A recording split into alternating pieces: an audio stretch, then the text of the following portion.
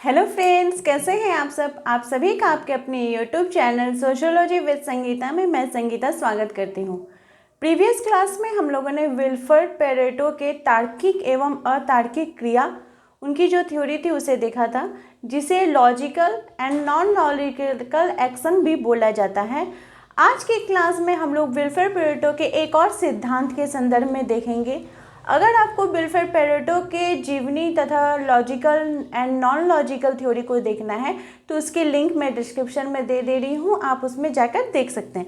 तो चलिए, आज की जो हमारे सिद्धांत है वो क्या है, तो वो यह है कि विल्फ्रेड पेरेटो का अभिजात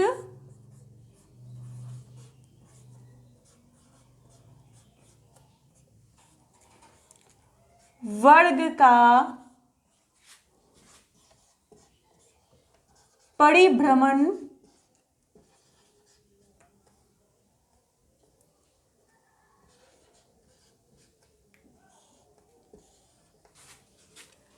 का सिद्धांत।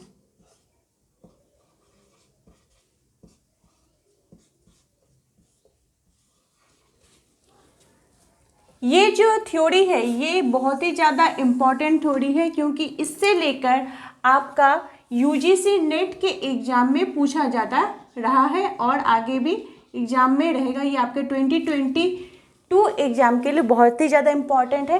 अब हम लोग देखते हैं विल्फ्रेड पेरेटो का अभिजात वर्ग का परिभ्रमण का सिद्धांत क्या है। परिभ्रमण का अर्थ होता है घूमना। परिभ्रमण का अर्थ क्या होता है? इसका अर्थ होता है घूमना, चक्कर लगाना। ठीक है। अब अभिजात वर्ग का तात्पर्य क्या होता है? तो अभिजात वर्ग को हम कहते हैं कुलीन वर्ग। ठीक है। हम सभी जानते हैं कि हमारा जो समाज है वो दो प्रकार के वर्गों में बटा हुआ है। एक हो गया कुलीन वर्ग, और जैसे आप बोल सकते हैं कि जैसे कार्ल मार्क्स ने बुजुर्वा वर्ग तथा सर्वहारा वर्ग बोला था। बुजुर्वा वर्ग और सर्वहारा वर्ग में इसको भेद किया था। और उसी प्रकार से हम कह सकते हैं कि एक श्रमिक वर्ग के लोग हो सकते हैं और एक कुलीन वर्ग के लोग। जो श्रमिक वर्ग के, जो निम्न वर्ग के लोग होंगे, यहाँ पे कुलीन के साथ निम्न शब्द ही ज़्यादा सुटेबल लगेगा।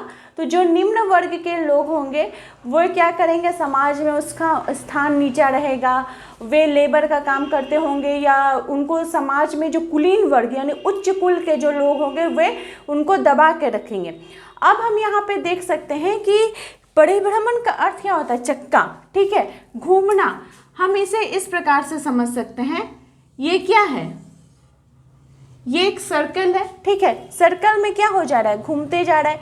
कुलीन वर्ग के जो लोग रहते हैं उनका समाज में बहुत ही ज़्यादा महत्वपूर्ण स्थान रहता है। कैसे रहता है?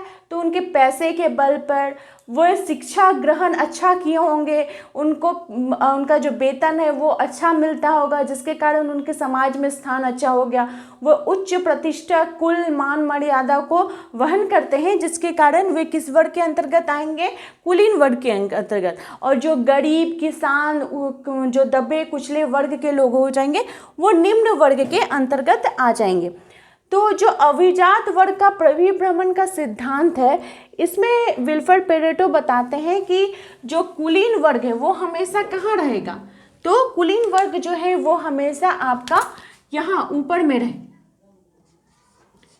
क्योंकि कुलीन वर्ग कहाँ रहता है? वो ऊपर रहता है, ये ऊपर में रहेगा, और जो निम्न वर्ग है वो नीचे में रहेगा।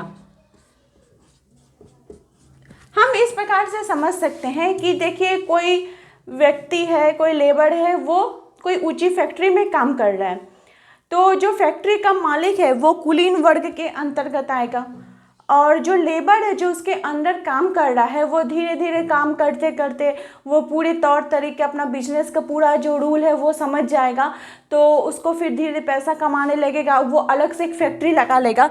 तो ये जो निम्न वर्ग है वो कहाँ आ जाएगा? उस कुलीन वर्ग का स्थान ले लेगा।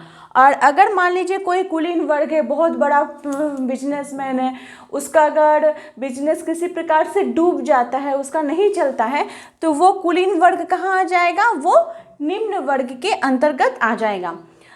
विल्फ्रेड पेरेटो ने कुलीन वर्ग का जो सिद्धांत का वर्णन किया है, परिभ्रमण का सिद्धांत का, इसके उन्होंने दो आधारों पर इसका वर्णन किया है, मतलब इसको बांटा है। एक हो गया इनका राजनीतिक आधार,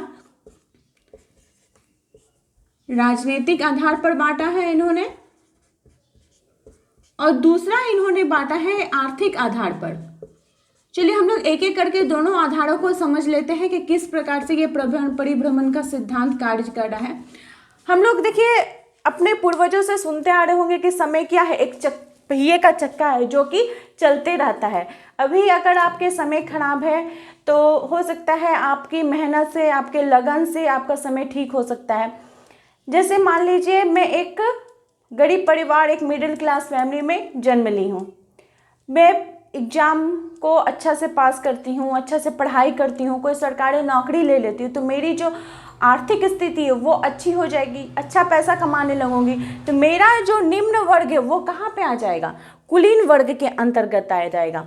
और जो कुलीन वर्ग में लोग हैं, ठीक है, कोई अगर मान लीजिए कि राजा महाराजा है, उसका सत्ता अच्छा से नहीं चल रहा है, वो दूसरे लोग आके उसके ऊपर शासन कर रहे हैं, तो वो किसके अंतर्गत आ जाएगा? निम्न वर्ग के अंतर्गत आ जाएगा। विल्फ्रेड पेरेटो ने जो राजनीतिक आधार बताया है, उस आधार पर हम लोग समझते हैं कि कुलीन वर्ग और निम्न वर्ग का जो परिभ्रमण का सिद्धांत है, तो उसको समझाने से पहले मैं आप सभी से यही बताना चाहती हूँ कि यहाँ पे राजनीतिक आधार में मैं जो पार्टी उसको ले रही हूँ, तो इसका मतलब ये नहीं कि मैं किसी पार्टी को सपोर्ट कर रही हूँ या किसी को नहीं सपोर्ट कर रही हूँ। मैं सिर्फ एक एग्जाम्पल के तौर पर उनका उदाहरण प्रस्तुत कर रही हूँ, इसलिए आप लोग उसको कुछ गलत अर्थ ना निकालें।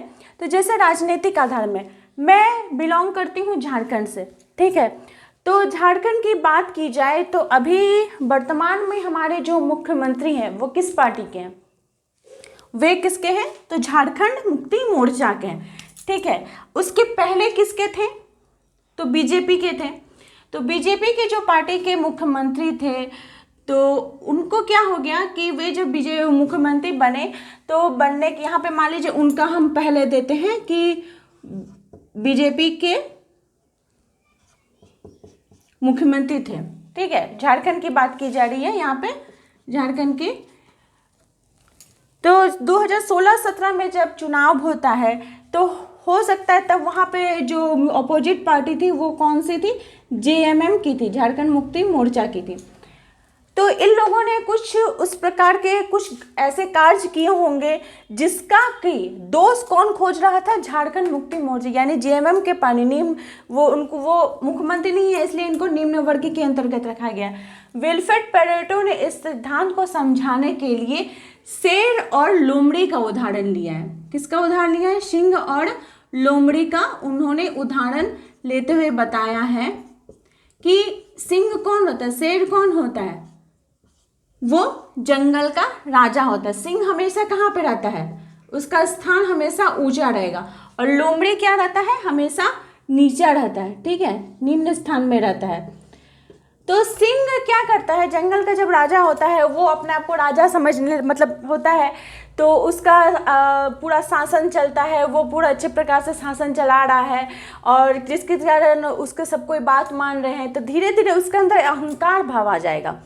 तो अहंकार भाव आ जाने के लिए, और ये जो लोमड़ी है ये बहुत ही ज़्यादा चालाक है, तो ये हमेशा इस फिराक में रहता है कि ये सिंह जो है कुछ ऐसा कार्य करे कि इसको खींच के नीचे उतारा जा सके, ठीक है, और सत्ता को हासिल किया जा सके।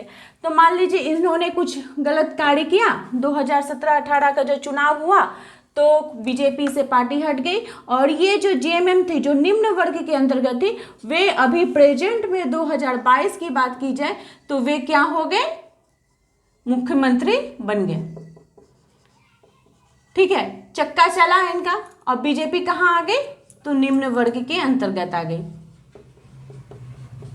ठीक है। तो यही है परिभ्रमण, यानी चक्का चलते रहेगा।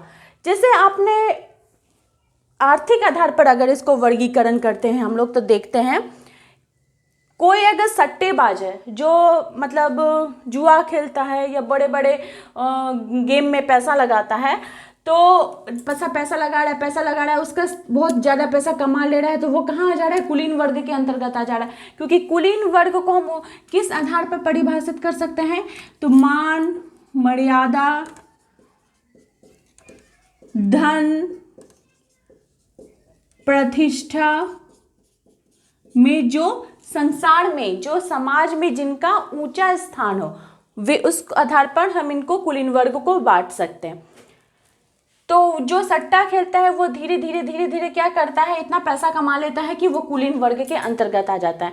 तो उसके अंदर एक अहंकार का भाव हो जाता है, और वो कुछ अगर गलत काम कर देता है या फिर गलत जगह पर अपने पैसे को फंसा देता है, सट्टा लगा देता है, तो उसका बिजनेस क्या हो जाएगा, डाउन हो जाएगा, वो सट्टा में हार जाएगा, और वो कहाँ आ जाएगा, निम्न वर्ग के अंतर्गत आ जाएगा। तो यही जो प्रक्रिया है ये हमेशा चलती ही रहती है, क्योंकि संसार क्या है, एक चक्र है, एक पहिए की समान है। और अभी अगर दिन है तो रात होगी तो दिन हो गए। उसी प्रकार से जिसके संसार में ऊंचे स्थान है वो निम्न भी आ सकता है, जिसका निम्न स्थान है वो संसार में आगे भी बढ़ सकता है। और जो विल्फ्रेड पेरेटो ने इतिहास के संदर्भ में कहा है कि इतिहास क्या करता है, अपने गलतियों को दोहराता है, या अपने गलतियों से वो नीचे स्थान पे आ जाता है। हम ऐसे कह सकते हैं कि अगर कुलीन वर्ग के लोग कोई गलती ना करे, उनके आम के अंदर ना है, तो उनका स्थान तो कभी नीचे नहीं होगा। लेकिन ये संसार का नियम है कि वो ऐसा कुछ गलत कार्य करेंगे जिसके कारण उनका स्थान नीचे हो जाएगा। तो यही था अभिजात वर्ग का परिभ्रमण का सिद्धांत। आई होप आप लोगों को आज की जो क्लास है वो अच्छे प्रकार से समझ में आ गई होगी। अगर आपकी कोई भी क्वेरीज है तो प्लीज़ कमेंट करके मुझे बताएं, तथा मेरे चैनल पर नए हो तो प्लीज़ सब्सक्राइब करें। मेरे चैनल के साथ बने रहने के लिए आप सभी का थैंक यू।